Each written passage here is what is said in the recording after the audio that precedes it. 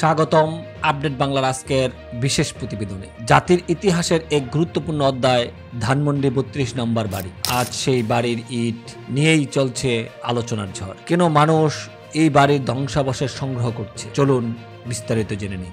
ছাত্র জনতার তুমুল আন্দোলনের পরিপ্রেক্ষিতে দেশের সাবেক প্রধানমন্ত্রী শেখ হাসিনা ভারতে আশ্রয় নেওয়ার পর মুজিবের ধানমন্ডি ৩২ নম্বর বাড়ি পুড়িয়ে দেওয়া হয়। তবে এবার সেই পোড়া বাড়িকেই বুলডোজার দিয়ে ভেঙে ফেলা হচ্ছে এবং ইট খুলে নিয়ে যাচ্ছে মানুষ।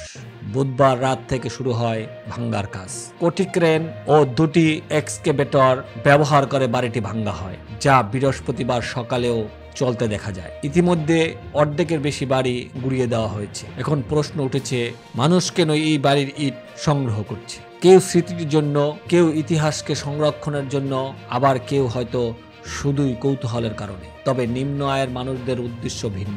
তারা ধ্বংসস্তূপ থেকে লোহার রড সংগ্রহ করে তা বিক্রি করছে। হাতুড়ি, শাবল, ব্লেড দিয়ে লোহার রড কেটে নেওয়া হচ্ছে। তাদের মধ্যে নারী, পুরুষ, এমনকি কিশোর কিশোরীরাও রয়েছে। স্থানীয় বাসিন্দারা বলছেন, এই দৃশ্য একদিকে যেমন ইতিহাসের অবসান, অন্যদিকে একটি নতুন অধ্যায়ের সূচনা। অনেকেই এসেছেন ছবি তুলতে, কেউ এসেছেন পরিবারের সঙ্গে এই মুহূর্তকে চাক্ষুষ করতে। এই ভিড় প্রমাণ করছে এই বাড়ির গুরুত্ব আজও মানুষের মনে অটুট।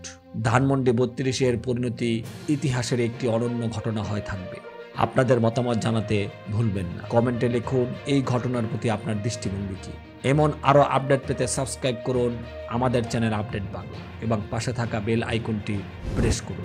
দেখা হবে পরবর্তী বিশেষ প্রতিবেদনে।